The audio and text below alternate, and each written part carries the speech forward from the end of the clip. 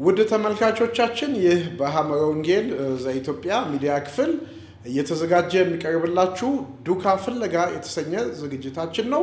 በዚህ ዱካ ፍለጋ ዝግጅታችን በክፍል 1 አጠቃላይ የቤተ ክርስቲያንን መግቢያ ይዘን እንዴት ልናጠና እንደፈለግን ቅደም ተከተሎቹን በዘመን ያሳየንበት ክፍል ነው። በዚህ በክፍል 2 እንግዲህ ከ00 ዓመተ ምህረት ወይም ደግሞ ከጌታችን ከኢየሱስ ክርስቶስ መወለድ አንስቶ በተከታታይ እናጠናለን ባልነው መሰረት በድጋሚ ተገናኝተናል። ስለዚህ እሱኑ የምንቀጥል ይሆናል። ከዛ በፊት ግን ስለ ቤተ ክርስቲያን አንዳንድ ነገሮችን በማለት እንጀምራለን። እንግዲህ እንደምታውቁት ቤተ ክርስቲያን በአዲስ ኪዳን እንደምትመሰረት አስቀድሞ ጌታችን ኢየሱስ ክርስቶስ በመጽሐፍ ቅዱሳችን ውስጥ በማቴዎስ ወንጌል በምዕራፍ 16 ቁጥር 13 ላይ ደቀ መዛሙርቱን አንድ ጥያቄ እንደጠየቃቸው ክፍሉን የምታስታውሱት ነው። ማቴዎስ ወንጌል ምዕራፍ 16 ቁጥር 13 ላይ ኢየሱስ ወደ ፊልጶስ ቂሳርያ ሀገር በደረሰ ጊዜ ደቀ መዛሙርቱን ሰዎች የሰውን ልጅ ማን እንደሆነ ይሉታል ብሎ ጠየቀ ይላል። እነሱም አንዳንዱ መጥምቁ ዮሐንስ፣ ሌሎችም ኤልያስ፣ ሌሎችም ኤርምያስ ወይም ከነቢያት አንዱ ይላሉ አሉት። እሱም እናንተስ እኔ ማን እንደሆንኩ ትላላችሁ አላቸው። ስምዖን ጴጥሮስ መልሶ አንተ ክርስቶስ የሕያው እግዚአብሔር ልጅ ነህ አለ። አንተ ውእቱ ክርስቶስ ወልደ እግዚአብሔር ሕያው አለ። አንተ ክርስቶስ የሕያው እግዚአብሔር ልጅ ነህ አለ። ኢየሱስም መልሶ እንዲህ አለው፣ የዮና ልጅ ስምዖን ሆይ በሰማያት ያለው አባቴ እንጂ ሥጋና ደም ይህን አልገለጠልህምና ብፁዕ ነህ። እኔም እልሃለሁ አንተ ጴጥሮስ ነህ፣ በዚህችም ዓለት ላይ ቤተ ክርስቲያኔን እሠራለሁ፣ የገሃነም ደጆችም አይችሏትም። የመንግሥተ ሰማያት መክፈቻ እሰጥሃለሁ። በምድር የምታስረው ሁሉ በሰማይ የታሰረ ይሆናል፣ በምድር የምትፈታው ሁሉ በሰማያት የተፈታ ይሆናል። ያን ጊዜም እሱ ክርስቶስ እንደሆነ ለማንም እንዳይናገሩ ደቀ መዛሙርቱን አዘዛቸው ይላል። ስለዚህ በዚህ ቃል መሰረት ቤተ ክርስቲያንን በዚች ዓለት ላይ አንተ ክርስቶስ የእግዚአብሔር ልጅ ነህ በሚለው ቃል ወይም ደግሞ ዓለት ላይ እሰራለሁ ስላለ ቤተ ክርስቲያን ኢየሱስ የእግዚአብሔር ልጅ ብላ የምታምን ሆና እንደምትመጣ ኢየሱስ ክርስቶስ አስቀድሞ በዚህ ቃል አማካይነት መናገሩን ለማስታወስ ነው። ይህንን ካልን በኋላ ቤተ ክርስቲያን ስያሜውን ያገኘችበትን መንገድ ደግሞ አንስተን ማለፍ አለብን። እንደምታውቁት ቤተ ክርስቲያን በአዲስ ኪዳን የተመሰረተችው ቤተ ክርስቲያን የሚለውን ስያሜ ከግሪኩ ቃል ኤክሊሺያ ወይም ደግሞ ኤክሌሲያ ከሚለው ነው ያገኘችው። ኤክሌሲያ ወይም ደግሞ ኤክሌሲያ የምንለው የተመረጡ ሰዎች ስብስብ ወይም ደግሞ ጉባኤ የሚለውን ያሳየናል። እንግዲህ የእግዚአብሔር ሕዝቦች ስብስብ በተለያዩ ዘመናት የተለያዩ ስያሜ ተሰጥቷቸዋል። በጥንት በብሉይ ዘመን ጉባኤ እግዚአብሔር፣ የእግዚአብሔር ሕዝብ፣ ምስጉን ሕዝብ፣ የተቀደሰ ሕዝብ ይለዋል። ያንን እሱን ሊያመልክ የወጣውን ማህበረሰብ። በአዲስ ኪዳን ደግሞ እሱን ሊያመልክ የወጣው ማህበረሰብ በአንድ ላይ የተሰባሰበበት ጉባኤ የተመረጠ ጉባኤ እንደመሆኑ መጠን ከግሪኩ ቃል ኤክሌሲያ ከሚለው ተወስዶ ቤተ ክርስቲያን የሚለው ቃል ይወጣል ማለት ነው። ቃሉ በገባበት አውድ የሰዎች ስብስብን ያሳየናል። ቃሉ በገባበት አውድ ህንፃን ሳይሆን የሚያሳየን የአማኞች ጉባኤን ያሳየናል። ቃሉ በገባበት አውድ የምዕመናን ህብረትን ያሳየናል። ስለዚህ ቤተ ክርስቲያን ስንል የአማኞች ጉባኤ የምዕመናን ስብስብ ማለታችን ነው። ሰውን እንጂ ህንፃን ወይም ደግሞ ቦታን አመላካች አይደለም። የግሪኩ ቃል ቀደምት እንደመሆኑ መጠን ህዝብን ነው፣ ያመኑ ሰዎች ስብስብ የሚለውን ያመላክታል። ይሄ እንግዲህ በተለይ በአዲስ ኪዳን ውስጥ ከ113 ጊዜ በላይ ተጠቅሷል። ቤተ ክርስቲያን የሚለው ቃል ከ113 ጊዜ በላይ ተጠቅሷል። በተጠቀሰበት አውድ ሁሉ የሚያመለክተን ክርስቶስን አምነው የተሰባሰቡ ምእመናንን የተሰባሰቡ አማኞችን የሚያመለክት እንደሆነ ቃሉን ማሰብ ይቻላል ማለት ነው። በሌላ መልኩ በላቲኑ ክሪያኮን ይለዋል። በላቲኑ ቤተክርስቲያን የሚለውን ክሪያኮን ይለዋል።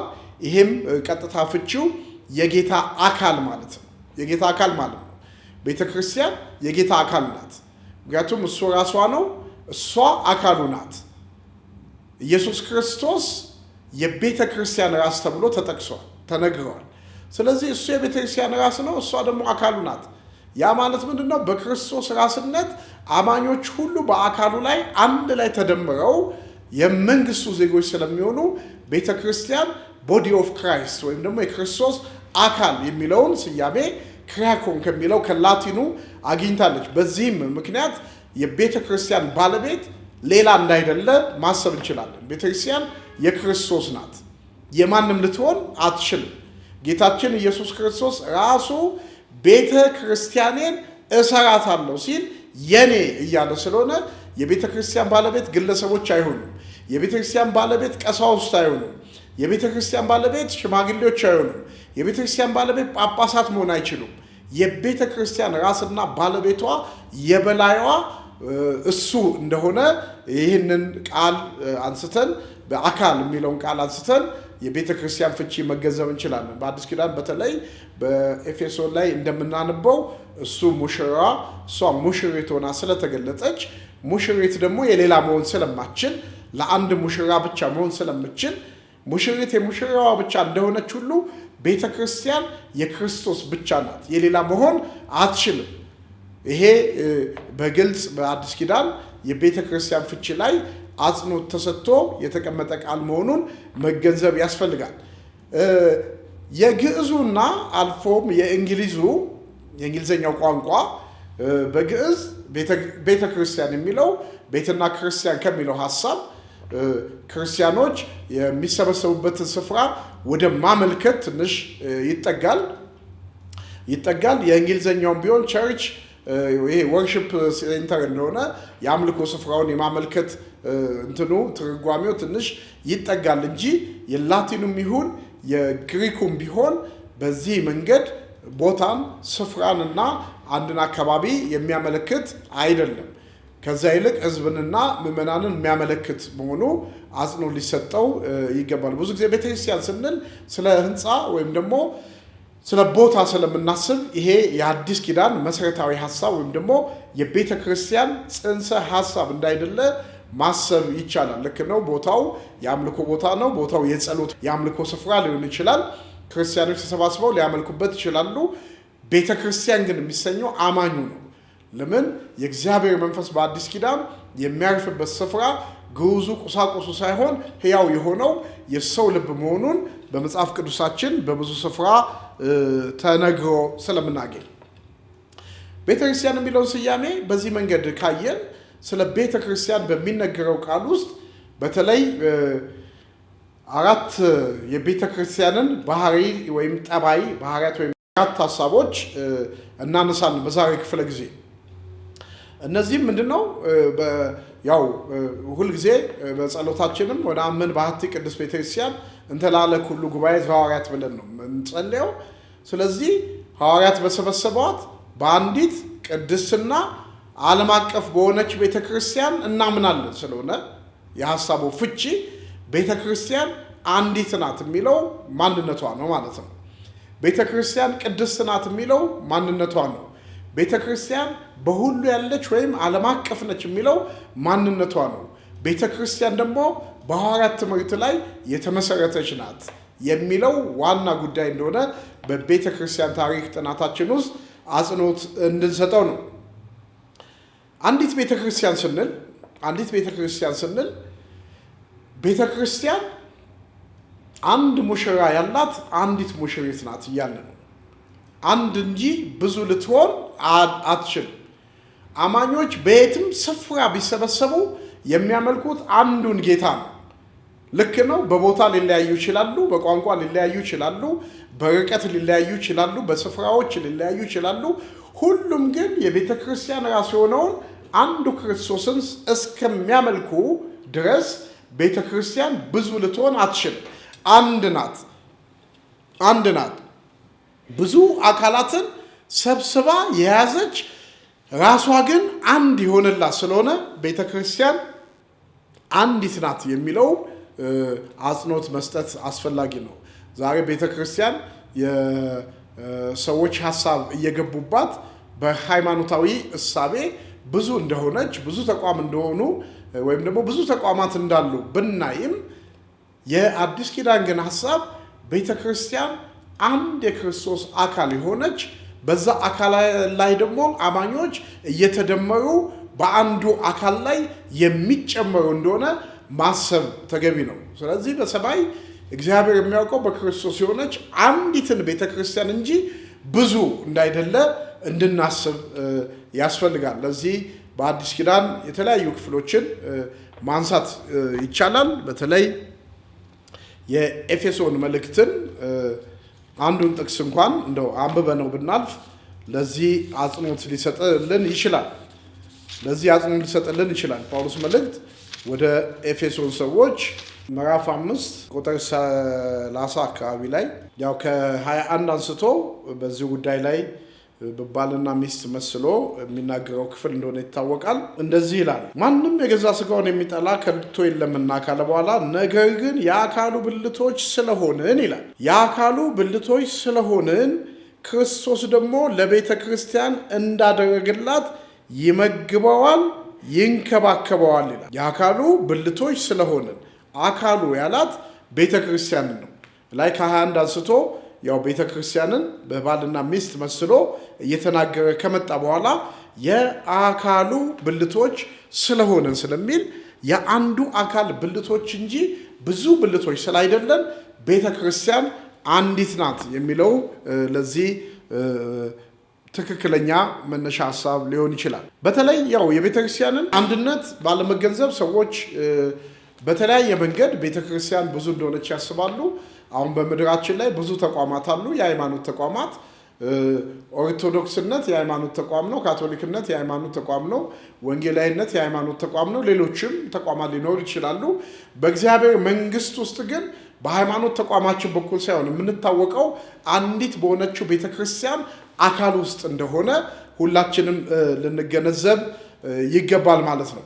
አንደኛ ቆሮንቶስ 12:27ንም ልክ እንደዚሁ ብናነብ ቤተክርስቲያን አንዲት መሆኗን እናያለን። ይህንን ተከትሎ ቤተክርስቲያን አንዲት ናት የሚለውን ሐሳብ በምድርም ቢሆን ሰዎች አጽንኦት ስለሰጡት እንዲህም እንኳን አብያተ ክርስቲያናት በሃይማኖት ተቋማት ተለያይተው እንኳን ቢሆን አንድ ወደ መሆን ክርስቶስ አንድ ይሆኑ ዘንድ ወዳለው ሐሳብ ለመምጣት በተደረገው ጉባኤ ሁላችሁም እንደምታውቁት የዓለም አብያተ ክርስቲያናት ጉባኤ ምንለው አለ። በዚህ የዓለም አብያተ ክርስቲያናት ጉባኤ በእግዚአብሔር አንድነትና ሶስትነት የሚያምኑ በኢየሱስ ክርስቶስ ሞትና ትንሣኤ የሚያምኑ ለቃሉ ስልጣን የሚሰጡ ክርስቲያን በሚል ማዕቀፍ ውስጥ አንድ ሆነው እንደሚታዩ ይታሰባል። እና ክርስቲያን የሚለው ስያሜ እንዴትና መቼ መጣ ወደፊት ስለምናየው፣ ስለዚህ ቤተክርስቲያን አንዲት ትባላለች ነው። ሁለተኛው ቅድስት ቤተክርስቲያን የሚለው ሐሳብ ነው። ቤተክርስቲያን ቅድስት ናት፣ ምክንያቱም የአማኞች ስብስብ ነን። ቅዱሱ አምላካቸውን ሊያመልኩ የተሰባሰቡ የቅዱሳን ጉባኤ ስለሆነች በግልጽ ጳውሎስ ብዙ መልእክቶችን ሲጽፍ በዚህ ከተማ ላላችሁ ለተቀደሱ ይላል፣ ወይም ደግሞ በክርስቶስ ለተቀደሳችሁ ለተቀደሱ ወንዶችና ሴቶች እያለ መልእክቶቹ መግቢያዎቹን በሙሉ ብናነብ ለተቀደሱ እያለ የሚገልጸው ሕንፃውን ሳይሆን የተሰባሰቡት ሰዎች ቅዱሱን አምላክ ለማምለክ በክርስቶስ ደም የነጹ የተቀደሱ ጉባኤ ወይም ሕዝብ አንድነት ስለሆነ ቤተክርስቲያን አማኞቿ ቅዱስ ናቸው። ለምን ስንል በክርስቶስ ሞት በማመናቸው ምክንያት በደሙ ንጽህና ቅድስና ስላገኙ፣ እንደገና ደግሞ የቤተክርስቲያን ራሱ ቅዱስ ስለሆነ ቤተክርስቲያን ቅድስት ናት የሚለውን ማየት ተገቢ ነው። ምክንያቱም ቅዱስ የሚለው የተለየ ማለት ነው። ቤተክርስቲያን ማለት ተለይተው የወጡ አማኞች ስብስብ ናት። እንደገና ደግሞ ሙሽሪት የሆነችው ቤተክርስቲያን ለሙሽራዋ ብቻ የተለየች ናት። ስለዚህ ቅድስት ናት ቤተክርስቲያን የሚለውን በእነዚህ ክፍሎች ውስጥ ማየት እንችላለን ማለት። ሌላው ዓለም አቀፋዊት ወይም ደግሞ በሁሉ ያለች በቋንቋ፣ በነገድ፣ በቦታ የማትለያይ በዘር በጎሳ የማትገደብ አንድ ብቸኛ ስፍራ ሰዎች በአንድነታቸውን፣ ነገዳቸውን፣ ብሔራቸውን፣ ዘራቸው ትዝ የማይላቸው ቦታ ብትኖር ቤተክርስቲያን። ምንድነው ይሄንን የሆነው ስንል እግዚአብሔር ከወገን ከነገድ ከቋንቋ በክርስቶስ ኢየሱስ የዋጀን እንደሆነ ስለምናምን የአንድ አባት ልጆች ስለሆንን ሰው ዘሩን፣ ብሔሩን፣ ማንነቱን፣ ጎሳውን፣ መንደሩን፣ ቋንቋውን ረስቶ በአንድ የሚሰባሰብባት ስፍራ ብትኖር ቤተክርስቲያን ናት። ስለዚህ ቤተክርስቲያን በሁሉ ያለች ናት። በቦታ ብትወሰን ያቺ ቤተክርስቲያን አካሉ ለሆነው ክርስቶስ አንዲት እንደሆነች ሁሉን የሞላች በሁሉ ቦታ ያለች የሚለውን ሐሳብ አጽንኦት እንሰጣለን።